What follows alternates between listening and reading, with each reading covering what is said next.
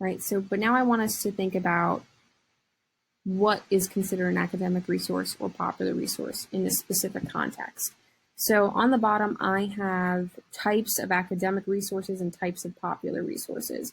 I want you as a class to work together. Your teacher will move these into whichever category they belong to. I want you to move them into the correct category. So take, a few minutes to do this, and you're going to compare your answers with mine.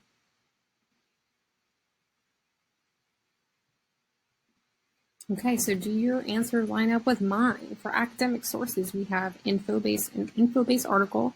That is a database article, so that is an academic source. We have an EBSCO article, which is another database. We have peer-reviewed journal article, which we talked about, is an academic source. And we have an encyclopedia, right? So all of those have in common that they were created for an academic or scholarly audience, right? Whereas our popular sources, okay, we have a news article, a tweet, an ebook biography, and a government report. All of those are created with the general public in mind, and all general public has access to these resources. All right, so hopefully your answers matched up with mine.